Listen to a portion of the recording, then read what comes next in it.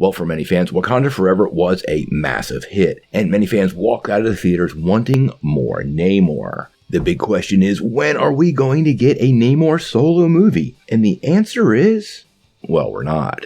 Recent news from Marvel Studios made it pretty clear there are still issues with those Universal rights. But there is a little secret there that we want to share. Let's take a couple minutes to break down the story, talk about the history of these rights, and where Marvel Studios might have an ace up their sleeve.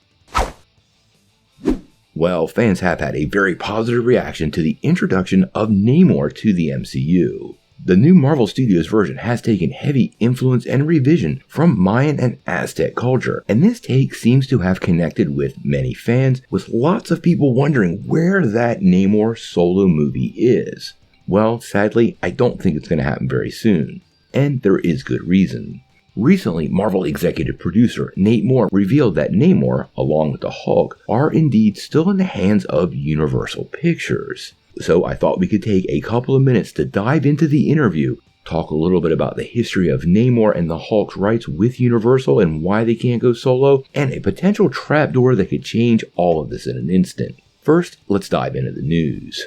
Now, recently, in an interview with The Wrap, Marvel executive producer Nate Moore actually confirmed restrictions are in place with several characters that are still held by Universal. Now, in case you didn't know, Universal actually holds the rights to the Hulk and Namor. But these rights are very complicated, and we're going to dive into the full history of that. There has been a ton of speculation that those rights had already returned to Marvel Studios, but in this interview, Moore made it pretty clear they have not. Now, during his talk with The Wrap, Marvel producer Nate Moore did confirm that Namor can return, but complicated rights issues with Universal Studios basically make any solo movie an impossibility.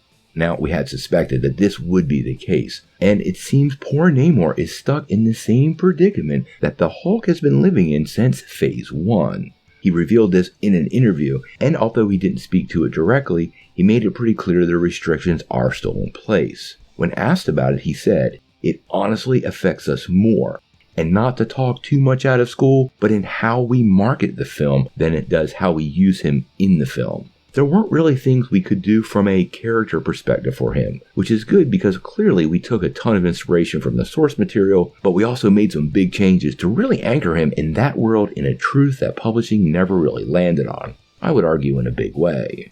Now, if you listen to what Moore has to say here, there's a lot to read into it. First and foremost, he is giving us confirmation that these restrictions are still in place. And more interestingly, he expanded on those restrictions because many people, myself included, were unaware it actually affected marketing. Apparently, according to the report, it affects what kind of posters they can use and what kind of promotional material they can have with the character. Now, I think to understand what's really going on here, you have to understand a history of these Universal rights. And I have to say, it's quite the timeline. Now, way back before Marvel Studios, individual character rights were sold off to various studios, and lots of them really moved fast. Sony got Spider-Man, Universal almost immediately lined up Joe Johnston to do the Hulk, Bryan Singer was attached to do the X-Men, and for Namor, well, nothing. Now, interestingly enough, Marvel actually had Philip Kaufman, who had directed the right stuff and worked on Raiders of the Lost Ark, to direct Namor the Submariner. But in 1997, there wasn't a single studio that would commit to the deal.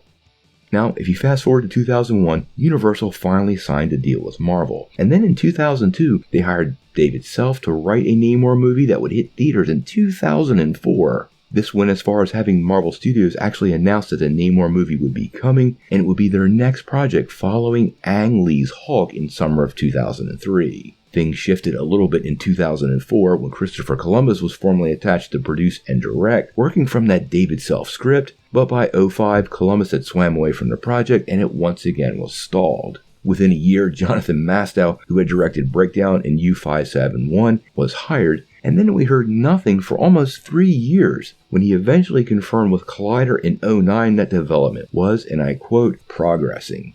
Now, at this point, it's 2009, and the Marvel Studios machine had burst onto the scene, starting with Iron Man and then the Hulk. And at that point, we really didn't hear a lot else from Universal. Now, when you jump to 2013, when asked about the character Namor, King of all things Marvel Kevin Feige said that Universal still owned the rights, and therefore Namor wouldn't be appearing in the Marvel Cinematic Universe. Since that time, there has been a ton of confusion, with conflicting reports on who exactly owned the characters. By 2018, when the Fox-Disney merger was upon us, Feige addressed some of the confusion around Namor by saying, "I think there's a way to probably figure it out, but it's not as clean or clear as the majority of the other characters."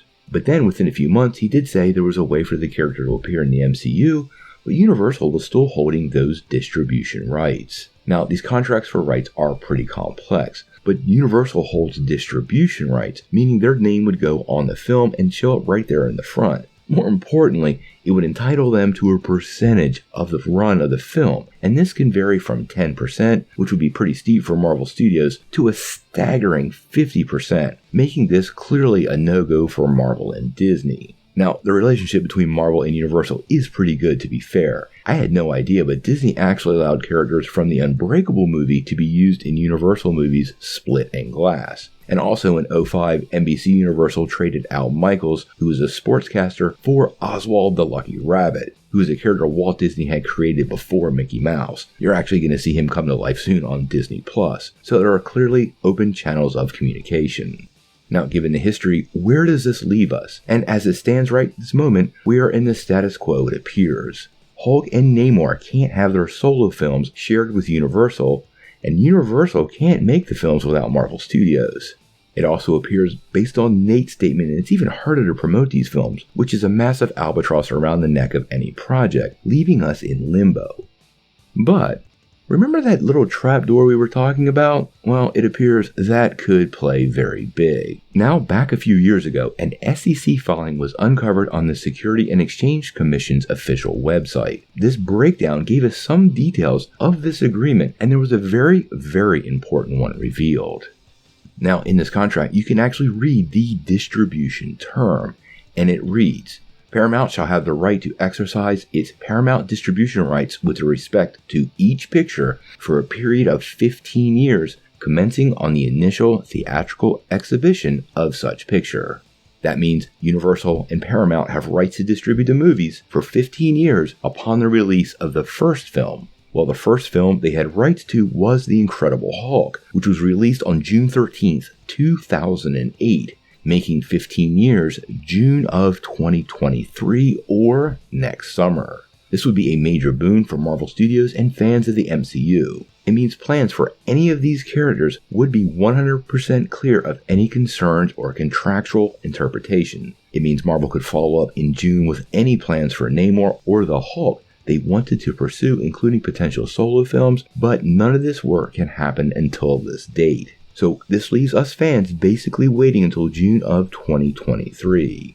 Now, since Marvel's schedule is already very full, we're really not missing anything, but if the rights do indeed expire on 6/23, I would expect the following month we would have some big news. That's exactly when SDCC 2023 takes place, and if Marvel was going to announce a World War Hulk movie or a Namor movie, that would be exactly the place. The timing is kind of perfect, and if Marvel has any of those plans in store, I'm sure that's exactly when it's going to happen. Now, I did like the Namor we got on screen, although it was quite different from the comics. I think Marvel gave us something unique. Maybe these restrictions help the character development a little bit. But I love the idea of Marvel Studios having full rights to all of their characters without restriction, so this Universal distribution deal ending next June is great for all of us fans. Obviously, we're going to cover everything Namor on this channel. He's a huge hit, so make sure you hit that like and subscribe button and ring the bell for all the updates. But until we know more, what do you guys think? Do you want to see Namor get his own solo movie or series from Marvel Studios? And how do you feel about Universal finally losing access to those rights next June? Tell me what you think in the comments below. If you like this video, make sure you hit like, click subscribe, and if you don't ring that bell, you won't get any updates. Peace.